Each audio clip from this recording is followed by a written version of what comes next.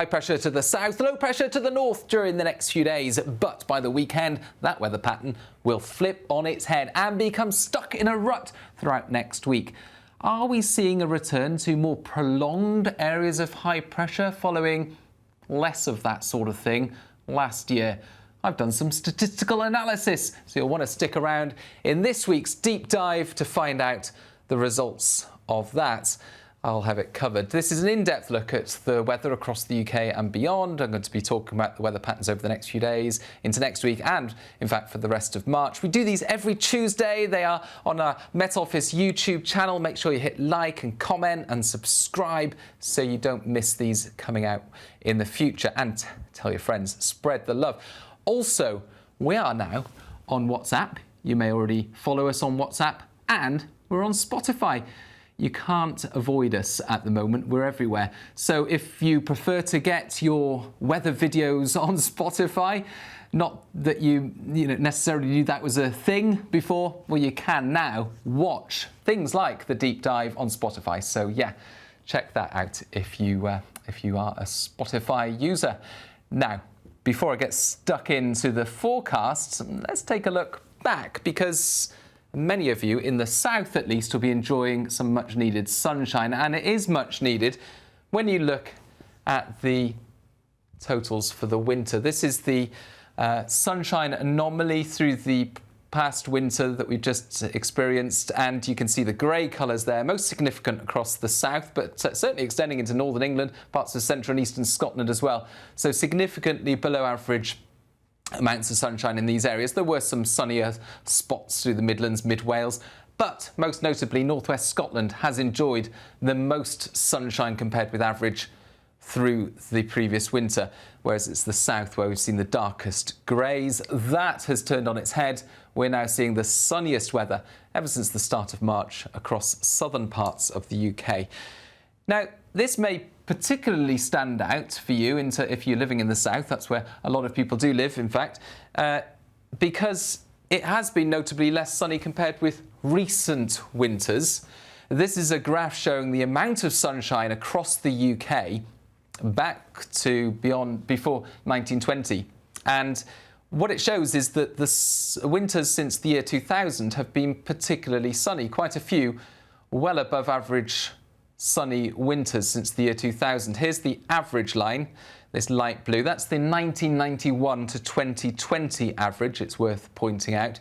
And this darker line here, that's the most recent winter. So that's winter 2025, the sunshine total. So sunshine amounts this past winter are 94% of the 91 to 2020 average. And we've seen quite a few winters since 2000 above that average line. But when you go further back, you'll see quite a lot of winters through the 20s, the 30s and the 40s were below this dark line, which, as I mentioned, is the most recent winter. So actually, if you compare the winter we've just had with the 20s, 30s, 40s, even into the 50s, it was considerably sunnier than most of those winters. But it was more dull than most of the winters since the year 2000. So there's been this marked increase over the decades in sunshine amounts across the UK. There's certainly a big pickup around the 40s and 50s, and then a bit of a lull, and then again another increase around the 90s up to the 2000s. So I thought that was interesting to point out. Yes, it's been notably dull in the south in particular this winter. When you compare it with winters of the early 20th century, actually, it wasn't that dull. So it's interesting how those winter sunshine amounts have changed through time. Now, with the sunshine in the south, of course, we've seen some interesting meteorological phenomena during recent days, and one of them is a greater incidence of frost compared with much of the winter. And I'm just going to take a look at the temperature trend across some southern parts of the UK at the moment. If I run my run my pen along the bottom of the screen here, southern parts of England, and you'll see this big variation between overnight temperatures. That was this morning across part of southern England near Southampton, and then this increase by day as the sun comes out, and then a decrease again by night. And this big variation from overnight temperatures to daytime temperatures, that's known as the diurnal range. And it's at this time of year that actually we get this big notable diurnal range, because the air and the ground and the sea are still relatively cold. So as soon as the sun goes down at night, and at the moment we're seeing some fog patches as well across southern parts, we see a big drop-off in temperatures because the ground and the air are still relatively cold. But by day, you've got a strengthening sun, which at the moment is about as strong as it is in the first half of October. And as a result, the air quickly warms up during the day once you lose the fog in the south. Now, we saw some interesting variations across the country as well this morning. So Tuesday morning, the lowest temperature in the country in the morning was Benson in Oxfordshire, -6.1 Celsius, so quite a sharp frost there. But Tiree, Western Scotland, beautiful island, temperature dipped to 8.8, positive 8.8, and it's not likely to rise much through the rest of the day because there's not much of a diurnal range in the north. Watch this as I move my pen from the south to the north. You'll see the graph progressively get flatter. So the daytime temperatures get lower and the overnight temperatures get higher. By the time we get to Tiree, well, it's just a constant 8 to 10 degrees, or even further north into northern Scotland. Again, it's virtually flat, that graph, in terms of the variation over 48 hours. What's the difference between the south and the north? Well, in the north, it's basically a lot windier, so that helps to stir the air up. It's a lot cloudier, so that prevents the strong sunshine from coming through during the day. So you don't get the sunshine providing the warmth in the afternoons, but at the same time, overnight, the air is mixed enough to prevent the air from cooling to frosty conditions. And fog as well. No fog, or at least what we call radiation fog, across northern parts of the UK. That's the type of fog that forms when the skies are clear and the air cools down overnight. But we are seeing it in the south, and Tuesday night, we're likely to see an increased chance of fog across southern parts of the UK. This shows a slice of southern UK, and it's a 3-hourly progression here from midnight to 3 a.m., 6 a.m. and 9 a.m. And what you're seeing here is the probability of fog forming. So the brighter the colours on this chart, the more likely the fog will happen. And this is taking ensemble data from the Met Office, so where the Met Office run its supercomputer lots and lots of times. And what it's showing is, yeah, there's some patches coming through already by midnight, but increasingly likely there by 3 a.m. Some dense fog forming southern counties of England in particular, but also across parts of Wales and the Midlands. And the greatest threat, likelihood of fog is 6 in the morning. It then starts to clear up, I suspect 9, 10 a.m. That's when it's going to be lifting. So yeah, some dense fog around first thing Wednesday. Take care if you're travelling first thing, because particularly south of the M4 by the looks of it, that's when where you're most likely to get some dense fog around. But as I say, it's a very different picture further north. Now, this is the chart at the time of recording, 2 p.m. Tuesday. We've got a very active jet stream producing some deep lows into Iceland and some very windy weather across Iceland with outbreaks of rain. Another low joining in here during the next 24 hours or so. And all of these lows, although they're avoiding the UK, they are tightening up the isobars across northern parts of the country, hence the stronger winds. And they're also dangling some weather fronts in. And in fact, this is a relatively moist airflow coming into Western Scotland, and certainly for higher parts of Western Scotland in this kind of setup. We've got some moisture, we've got some warmth coming in from the southwest of the UK, and that's leading to some persistent outbreaks of rain in this area. So yeah, very different story for northern Scotland compared with southern England. Real contrasts across the UK. Let's take a look at the wind gusts. This basically shows a summary for the next few days. So the maximum wind gust expected on Tuesday and Wednesday, Thursday and Friday. It stays blustery on Thursday and Friday across the north and the west, but wind gusts are lower than 50 miles an hour. That's what these colours are showing up, areas where you've got wind gusts in excess of 50 miles an hour, and then they go up in 10 mile per hour increments. So Tuesday's the windiest day, Tuesday afternoon basically, around about now. where we're seeing peak wind gusts of 50 to 60 miles an hour across exposed parts of northern and northwest Scotland. Similar, a little bit of an easing overnight, but similar once again picking up through Wednesday morning, early afternoon, 50 mile per hour wind gusts, perhaps 60 in one or two spots.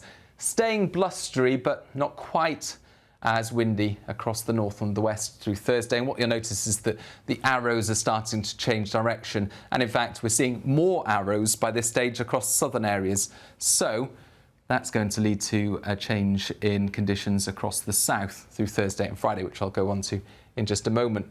And to cover the rain as well, which is another factor of significance across northern Scotland. This shows the total amount of rain through Tuesday, Wednesday, Thursday and Friday.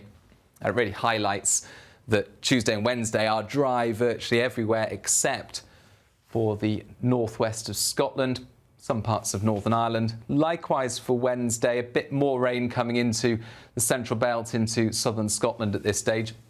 Most of England and Wales dry. And then we're seeing more of these colours spread across the UK on Thursday and into Friday. So a change in the weather on the way for later this week. In fact, think of the weather over the next few days as happening in three stages. So we've got the high to the south at the moment. We've got the sunny skies that are going to continue by day during Wednesday and Thursday across much of England and Wales. And we've also got those frosty and foggy mornings, Wednesday morning and Thursday morning. Then, during Friday and Saturday, the weather patterns start to change. This is the transition period before becoming stuck in a completely flipped pattern for next week. So just to cover the change in the weather patterns later this week, what we're seeing at the moment, as I mentioned, high pressure to the south, low to the north, and a relatively flat jet stream. But during this transition period, the jet stream out in the Atlantic, so this big dip, that starts to come further east. And that really begins to amplify the whole weather pattern. And it's this amplification that leads to those big changes into next week and the weather patterns becoming stuck. But during the transition period, really as we go into Thursday, excuse me, what we're seeing is low pressure come closer to western parts of the UK. These weather fronts will peel away from the north of Scotland, so it will turn a little drier later Thursday as that happens, and southwesterly winds arrive across the whole of the UK. Now initially that's going to send warmer weather across the whole of the UK. So the jet stream is diving southwards out to the west of the UK, and we've got this plume of warmth arriving from the southwest. Tightly packed isobars across many parts of the UK. Not really tight, but it's going to be more breezy, and that breeze is coming from the southwest. So by Friday morning, we're losing the frost and fog in the south because of the increased breeze. We're also going to see higher temperatures by day across the whole of the UK, 15, 16 Celsius or so, a bit more on that in a moment. But at the same time, these weather fronts to the west will begin to move in. And as that happens, Friday we'll see an increase in cloud and outbreaks of rain. So this is the transition phase through Friday and into the weekend as weather systems start to arrive from the west rather than pass well to the north of the country. What does that mean for our weather by Friday? Let's take a look. Actually, let's go back to Thursday. I don't think I've covered Thursday yet. So Thursday starts off with a little less frost and fog in the south, but still some patches about because the wind is picking up at this stage. By the afternoon, though, many parts of eastern Scotland, much of England, East Wales, beautiful spells of sunshine once again and feeling warm. Temperatures of 14, 15, 13 Celsius widely. It's entirely possible, which is what we've seen over the last few days, that the computer model here that's pulling in these temperatures is underestimating it, and it looks more likely that temperatures on Thursday afternoon will reach 15 or 16 Celsius. So, feeling pleasantly warm. Eastern Scotland, a little bit cooler compared with recent days, but still, plenty of sunshine. Further west, that's where we're seeing the first signs of the change. We're seeing an increase in the cloud, an increase in the breeze, showery rain move in. And just playing that forward, during Thursday night, you can see how it's through the night, basically, that the weather becomes more mixed across the whole of the UK. We've got showery bands, some heavy rain in places, particularly across Wales and the south and southwest of England. And by Friday morning, much of England and Wales, very different. Cloudier skies, outbreaks of rain, heavy downpours in places. Drier towards the southeast, not as much sunshine, not feeling quite as warm because of the increase in cloud, although it's still relatively mild air that's spreading across the UK. Scotland and Northern Ireland, meanwhile, again, a contrast compared with recent days. It's brighter skies, it's drier, albeit with a few showers coming into the northwest of Scotland. So that's Friday. And then, going into the weekend, the theme really is mild, yes. We've lost the frost and fog in the south. 5 a.m. Saturday, you can see temperatures mid to high single figures, even double figures in places. So it is mild, but we're also seeing a lot of cloud and some showers, or no, not as many showers, not as much rain as Friday. And this is where phase 3 of the change in weather patterns starts to take place. So we've seen how the jet stream dives to the south, out to the west of the UK. So this big elongated trough, that's what we call it, this trough in the jet stream. As that dives south, it becomes so elongated that it effectively cuts off into its own closed circulation. That's what we call a cut-off low. And this low pressure to the southwest, heading into the start of the weekend, becomes stuck. So, a flip compared with what we've got at the moment. Instead of high pressure to the south, we've got low pressure to the south. Instead of low pressure to the north, we've got a build of pressure, higher pressure to the north. And this kind of weather pattern is called a blocked pattern. It basically sets itself up with such an amplified, elongated jet stream that's become cut off to the south. When this occurs, it can get stuck for a long period of time, and that's what we're expecting into next week. What does that mean for our weather? Well, initially, the air that's coming up across the UK, although it kind of looks like it's coming from the east, it's actually coming from the south, and it's actually relatively warm air at this point. So we start the weekend mild. Again, temperatures across the UK on Saturday into the mid-teens fairly widely. And as I mentioned, not as frosty and foggy in the morning. But within this warm sector, this mild plume, we'll also see some showers, particularly across some southern and southwestern parts of the UK. These showers are just going to be churned up by the low. But also, as this warm front clears the north of Scotland, a spell of rain moves north across the UK through Saturday and then clears on Sunday. So if I move that forward, you can see by Sunday, actually the far north, still affected by showery rain as that front's moving north. The far south and southwest, under threat from some showers, hit and miss downpours, a lot of uncertainty about how much of this showery rain will move up from the low to the southwest. But in between, actually a lot of fine weather. Some sunny spells, not a huge amount of sunshine. I think there will be some cloud, but feeling pleasantly warm where we do get the sunshine because we're still in this relatively mild zone. But to the north, there's a cold high. And this is where it gets interesting into next week, because we've got this setup, a mild low that's sitting close to Iberia, bringing some very wet and windy weather, ruining Alex Deacon's golfing weekend in Portugal. And then we've got cold high near Iceland, and there's likely to be a bit of a tussle through next week. Which one will dominate the weather across the UK? Either way, that general setup is likely to persist. So in general terms, we're likely to see higher pressure to the north of the UK, lower pressure to the south and southwest. And that's what the dark red on this chart represents. So this is the most likely weather pattern for the next couple of weeks. And this is Saturday, the 8th of March here, Sunday, the 9th of March. And what you'll notice is that all of a sudden, the weather patterns change to these dark reds, which is high pressure to the north.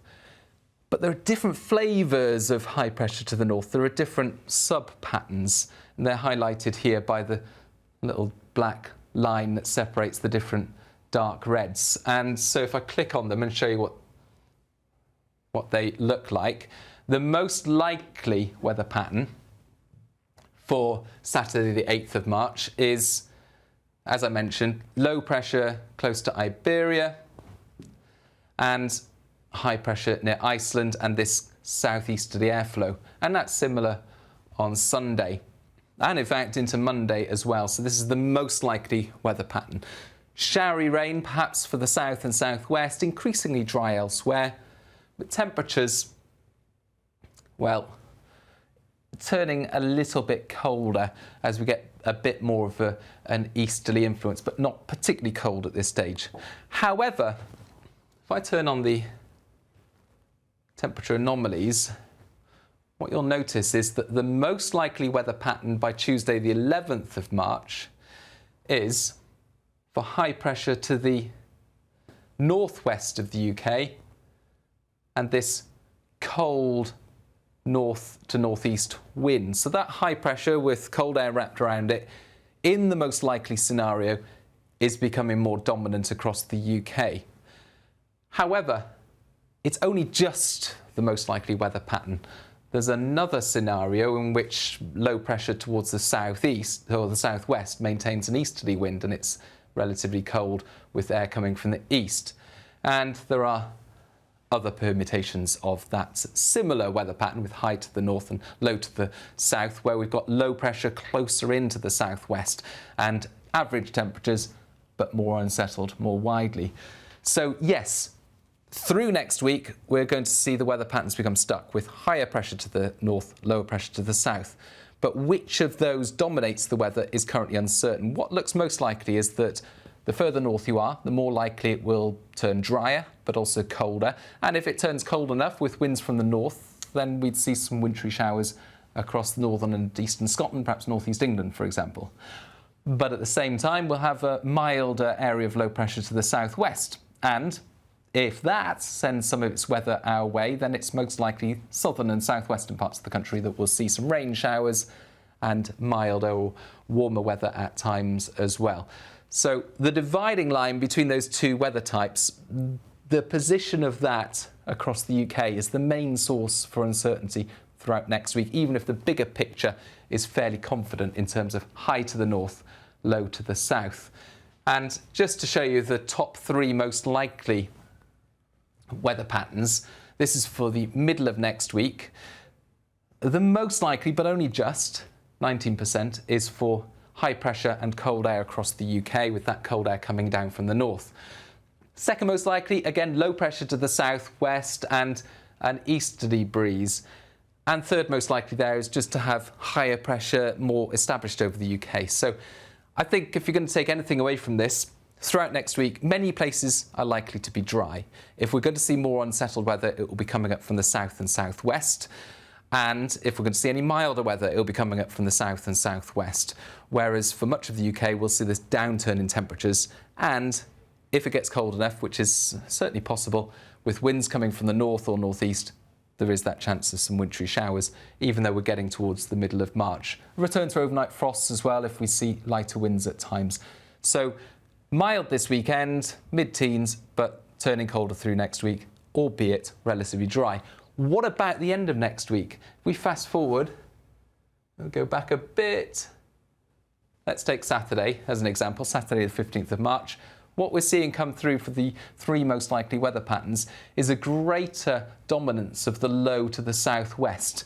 So it may be that through next week, even if it does turn colder and drier for many places, particularly in the north, for a time, by the end of the week, into the weekend, there is this suggestion that lower pressure will begin to return, and certainly that's showing up on these probability charts.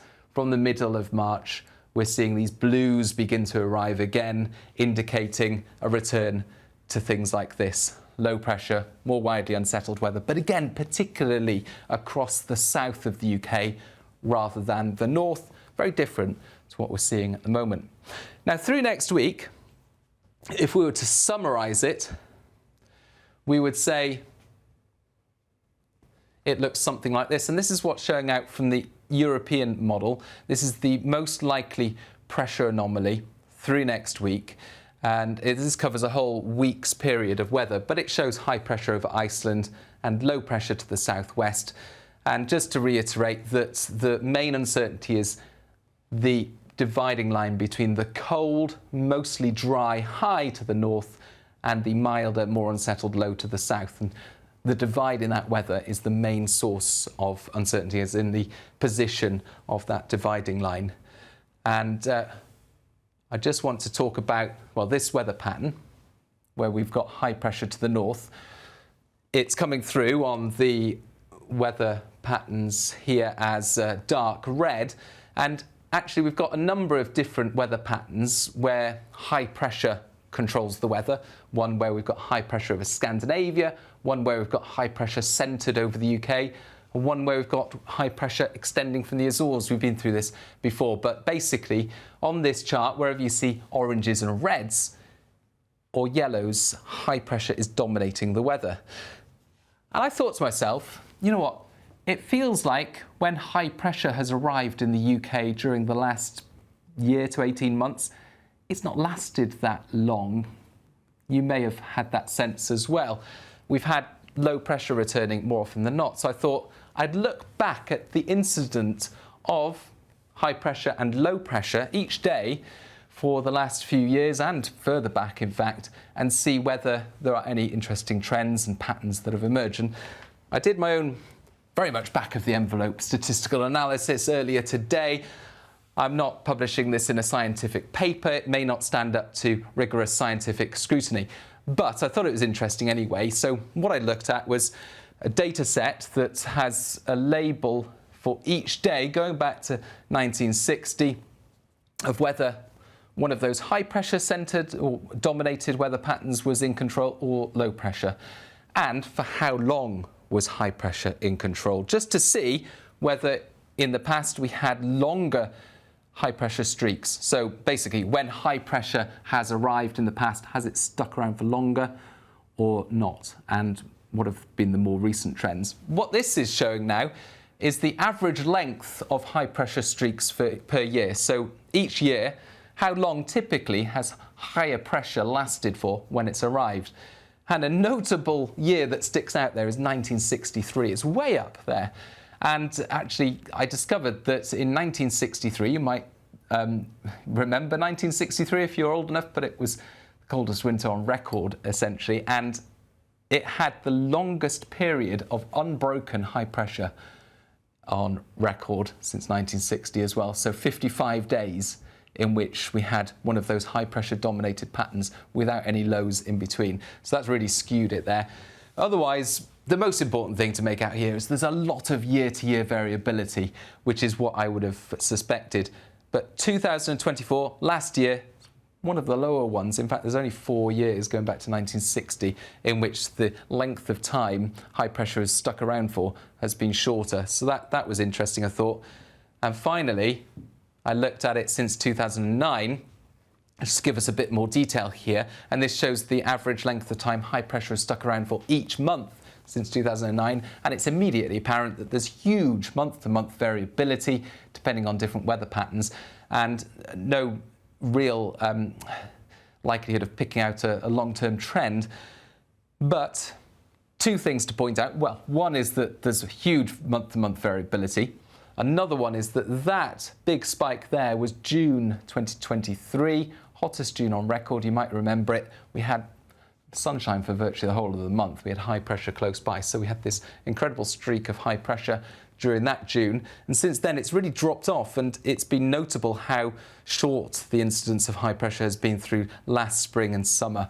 So 2024, spring and summer, the incidence and the duration of high pressure when it's stuck around has been much lower. Now, in recent months, that's picked up again, and so whether that's reflective of a general shift in the weather patterns or whether it's just a random occurrence, I can't shed any further light on that. But I thought it was interesting to look at. The main takeaway from this is that our weather patterns are highly variable, and the length of time that high pressure sticks around for and how often it visits the UK has varied hugely from month to month and from year to year in the past. During the last 18 months, we've not seen much high pressure, and certainly it hasn't stuck around for as long as it might have done previously. But these big spikes indicate that, there's always the chance in the coming months. Maybe March will be another month where we see a big spike of high pressure lasting for longer. And Just to end on another graphic, which is fairly technical, but some of you might be asking about it. The stratospheric polar vortex. This is the circulation of winds in the stratosphere, so above where most of our weather takes place, above the North Pole. This circulation of winds has been particularly strong all through the winter. And when it's strong, it tends to encourage a more active jet stream. That is what we've seen at times. But this shows the trend in that wind speed during the next couple of weeks. And what it's showing is this steep drop-off next week. And what we're likely to see next week is something called a sudden stratospheric warming. I'm not going to go into details for those of you who don't know what I'm talking about right now, but there is a video on the Met Office YouTube channel all about sudden stratospheric warming. Just search for it on YouTube. It's on our Learn About Weather channel. That will explain everything you need to know. But essentially, we're likely to see this sudden stratospheric warming where you get a big warming in the stratosphere above the North Pole and a reversal of the winds circulating around the North Pole. And what that can do is it can encourage blocked weather patterns 10 days, 14 days further ahead. So I mentioned the potential return to more unsettled weather around the middle of March. If this happens next week, that more unsettled weather may not last that long before higher pressure returns. So just a subtle hint there, but of course, that's a long way off, and I've covered more than enough in this week's deep dive. So thank you for joining me, as always, and let me know if you've got any questions. Give us a comment and give us a like. Bye-bye.